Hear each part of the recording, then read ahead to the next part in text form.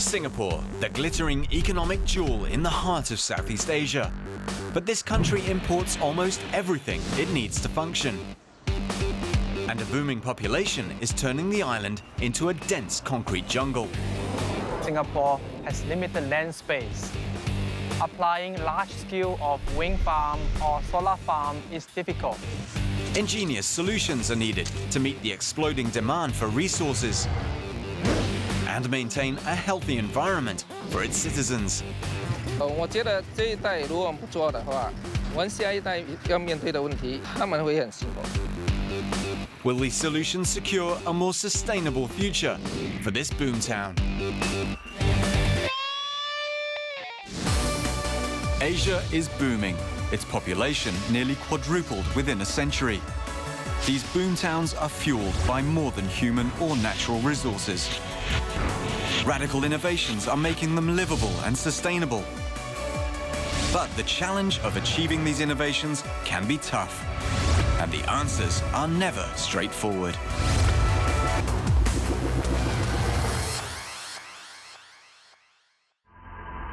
This is Asianopolis, an extraordinary example of how civilization might be in the 25th century, where sustaining a population of tens of millions is made possible by innovative processes. Like these skyscraper farms, each vertical greenhouse contains a diverse assortment of produce and can provide enough food to sustain a whole district. In Asianopolis, food scarcity will be a thing of the past. And it was mankind's ingenuity in the 21st century that could bring food production to such grand heights. With a land area of just 716 square kilometers and a population of more than 5 million, Singapore is one of the densest countries in the world. With so little space, large-scale food production is not something the country can afford. In terms of food security, Singapore would like to produce as much food as we can locally. However, with the available farmlands, we can only produce about 7% of the vegetable supply to Singapore. With a rapidly increasing population, this is not enough to ensure the country's food resilience in the future. In the 1980s, the government tried to maximize yields by introducing intensive agro-technology farms. High-tech methods such as hydroponic and aeroponic farming were applied. But even with these farms, Singapore still struggles to generate a sustainable supply of produce. Inventor Jack Ng is determined to change this, and his solution is to go upwards, where space is limitless. 在新加坡，我们的土地有限。如果我们要生产自己拥有的食品，我们必须往上发展，就好像我们的祖屋一样，向高楼发展。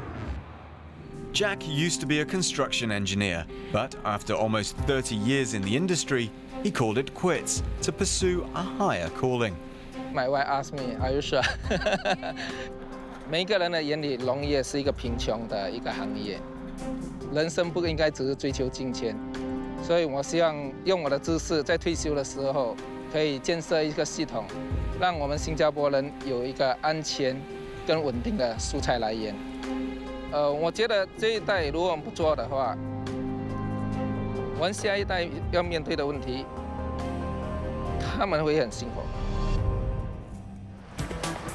It took Jack 2 years to develop his solution, the AGOGRO system, a high-yield and highly compact vertical farming tower. 目前你所看到的这一个9米的系统，它层层次次的这样排上来，而这个整个系统里面，这个是38层，它跟平地比起来，它可以生产的产量是10倍。 But Jack discovered that while stacking vegetables upwards increased yields, it brought along a host of other problems. Growing vegetables vertically meant each layer would receive different amounts of sunlight, requiring artificial lighting. And bringing plants higher off the ground meant water would need to be pumped up to them. Jack did not want such an energy-intensive system. His farm had to be sustainable and cost-effective. 当你复杂化的话，你会增加它的成本。 His solution was simple. Rotation, bring the vegetables to what they need instead of the other way around. Key to this system is a unique energy-saving feature, Jack's patented water pulley system. 这个就是我们的那一个水轮系统，我们这个用水来拉动整个这个铁链，这个铁链把我们的这个整个 A 型的旋转系统，把这个蔬菜带向上面，拿到阳光。Every plant can reach the top of the tower and receive adequate sunlight. Each tower only needs half a litre of water and a small amount of electricity to rotate completely. And instead of pumping water up, the vegetables are brought down to a water trough. 我们的水车的那个水分，它流下这个槽底下，让我们的植物可以吸收。 Compared to conventional farming, there is little runoff with this method. 因为在传统，他们是水跟营养是从叶面上下去的话，你会浪费很多水。而我的正水法就让那个泥土从下面把水分吸上来。 With his cost-effective AgoGrow design, Jack's farm is the first in the world to turn vertical farming into a commercial reality. But Jack's dedication to an eco-friendly solution has left his vegetables vulnerable to another problem: pests. Refusing to use pesticides, Jack has implemented a number of measures to minimize their threat. 我们的系统是搭建在这大盆式，这个大盆呢就已经把昆虫大部分都集结它们进来。当然，我们也需要避免说，如果我们的工人把这个昆虫带进来的话，我们怎么办？所以我们有这一个粘板，让我们可以观察到底有什么昆虫，它跟着我们的员工进来。这边我们可以知道它的昆虫的量，我们可以用不同方式来对付它，这样我们可以不需要用那一些农药或者杀虫剂。 Just months in operation, Jack's farm is already commercially viable. Traditionally, our farmers can produce about 200 tons of vegetables annually per hectare of land. And with our system, we can produce 1,000.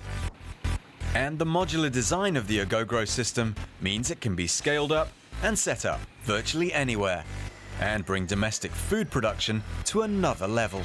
We hope that with this system, we could at least achieve 40% of the total supply of vegetables in Singapore. A system like ours could possibly produce enough vegetables for the whole city. Jack's vertical system is proof that even with little land, food self-sufficiency is possible.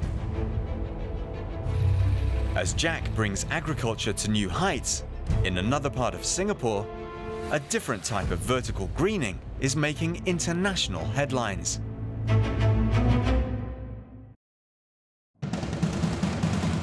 In the future, centuries of human activity would have damaged some of Earth's natural habitats beyond repair.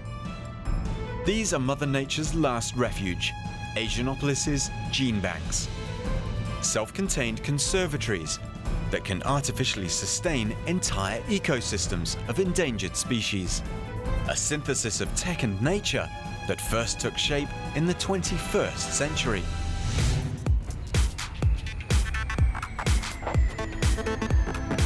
With half the world living in cities, boomtowns like Singapore are struggling to balance their urban expansion with the natural world.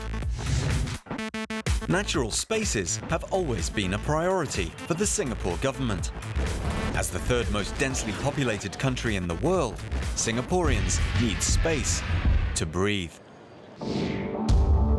We are all living in concrete boxes.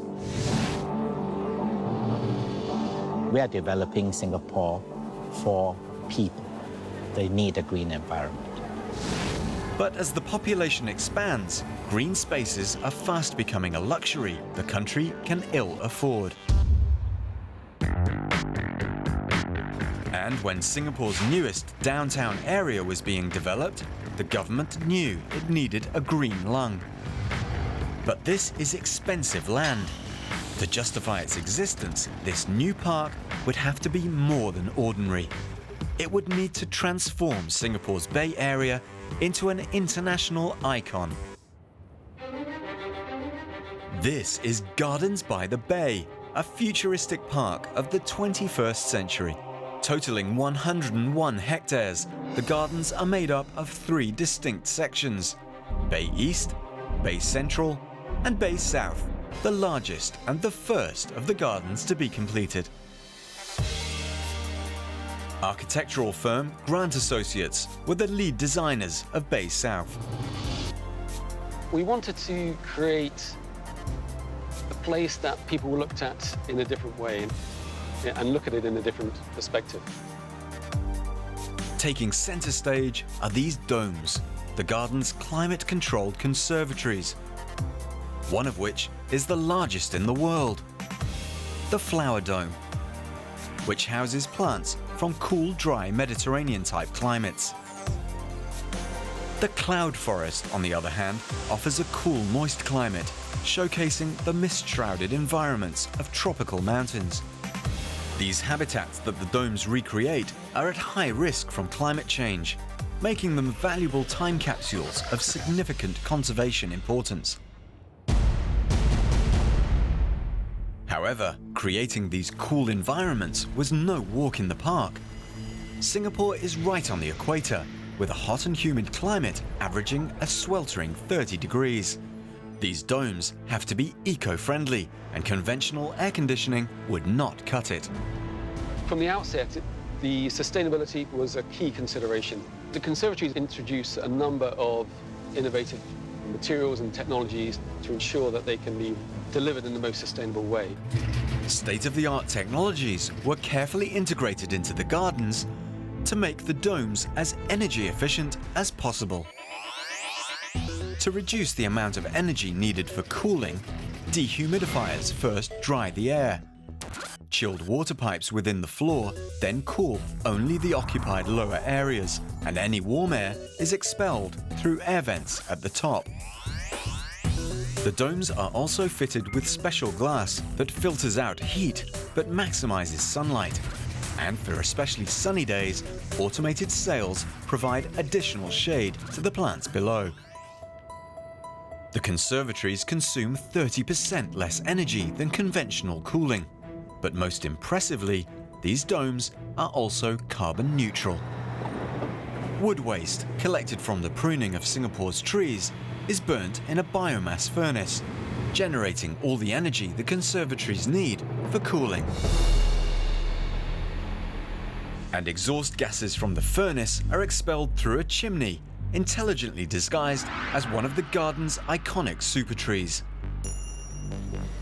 We always wanted to add scale and drama and magic to the gardens. The super trees were a way of doing that. These vertical gardens were also designed with ecological features. Their outward tendrils collect rainwater for use around the gardens, and photovoltaic cells allow them to absorb the sun's energy to power their light displays at night.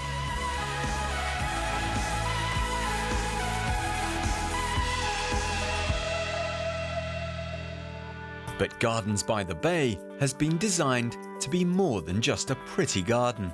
This garden is a complex garden comprising many layers of meaning, layers of value in it. Not just with the vegetation planted, but the messages and the educational role it plays. Tucked behind this waterfall are several education rooms, explaining the sustainable technologies of the gardens, but more importantly, the cause and potential effects of climate change. We wanted people to take away with them that sense of magic from nature.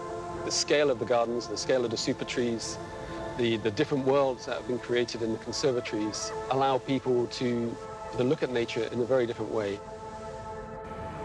As our living spaces become more urbanized, green avenues like Gardens by the Bay become increasingly important in restoring our estranged relationship with nature. In the future, all of Singapore's parks will be linked into one connected web, enveloping its citizens in nature and transforming the country from a garden city to a city in a garden. But while green spaces can maintain a high quality of life for a booming population, Singapore still has an unsustainable dependence on fossil fuels. As fuel depletes and demand grows, can Singapore find new alternatives before it's too late?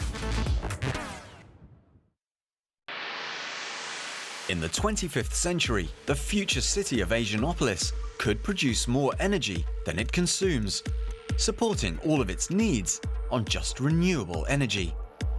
Like this transoceanic rail tunnel, a high-speed rail system powered entirely by waves.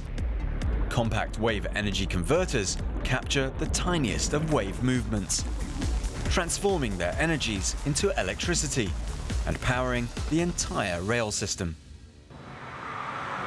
Such an extensive use of wave energy could be possible due to innovations of the 21st century, when the world was on the verge of an energy crisis. The Earth's supply of fossil fuel is almost depleted, and Singapore is in a race against time to find alternatives. Going renewable is the best solution, but for Singapore, this is easier said than done. There are many forms of renewable energy available in the market, such as wind and solar. However, Singapore has limited land space. Applying large-scale farm is difficult. Henry is a naval architect by trade. Most of his life was spent dealing with the sea, and it was in the sea that Henry saw Singapore's answer to its energy crisis: wave energy. Singapore has 600 square kilometer sea space where we can harvest the wave energy to become our alternative source of electricity. But there's one problem. Singapore is not known for having powerful waves. Typically, to harness wave energy, devices called wave energy converters are used to generate electricity.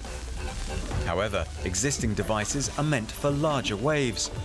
They have low efficiency, able to convert only a quarter of a wave's energy into electricity. Many other technologies are not suitable for such wave. But this is reasonable energy source we can harvest. Henry believed if he designed a more efficient converter, Singapore's waves could become a viable source of power. Many people think this is mission impossible, but I always attracted to challenges. When people say impossible, I always stand out and say, yes, I want to try. I have no fear of failure. In 2008, Henry set out on his mission. It took him almost 5 years of research before the fruits of his labors were finally realized.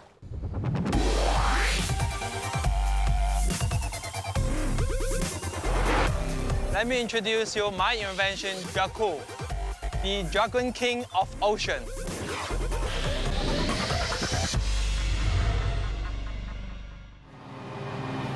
We should have buy a champagne. At just 3 meters wide, Henry's compact Draco has a conversion rate of 55%, almost double the efficiency of any other wave converter. Key to this high efficiency is Henry's unique design feature: one-way valves. This is scale model of Draco. As you can see here, the water level is moving up and down, up and down. This irregular motion of waves makes it difficult to generate power consistently, resulting in low efficiency. Henry's one-way valves can overcome this irregular motion by streamlining waves into a single directional flow of water. The upper valve only lets water in, while the lower valve only lets water out. As a result, regardless of the wave's height, water is forced to always flow downwards, spinning the hydro turbine in one direction and generating a smooth output of power from the electromagnetic generator above.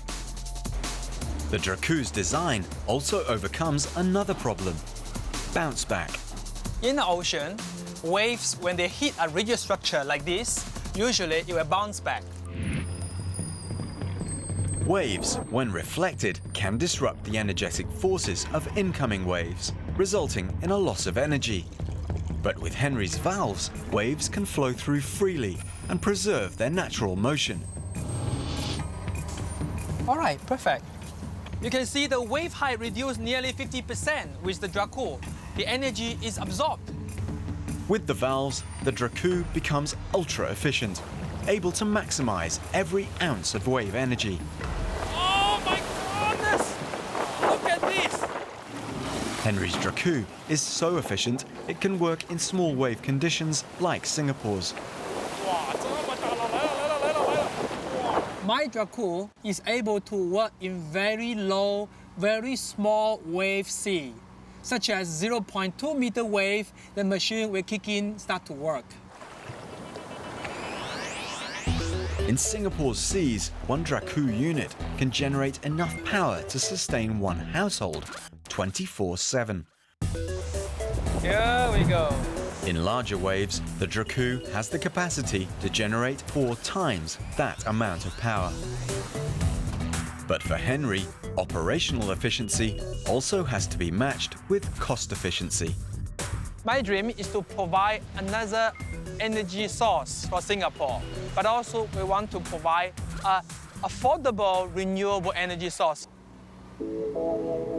While durable enough to withstand extreme wave conditions, the Draco is made with a simple material, just plain steel.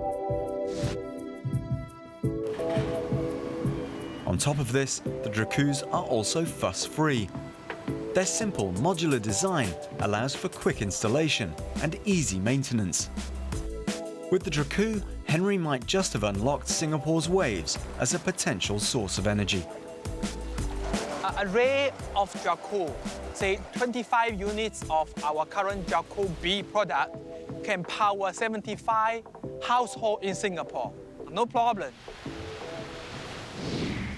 With wave energy, vertical farming, and green urban planning, Singapore is striving for a sustainable future, finding new ways to produce food and energy, and maintain green spaces for a high quality of life for its citizens.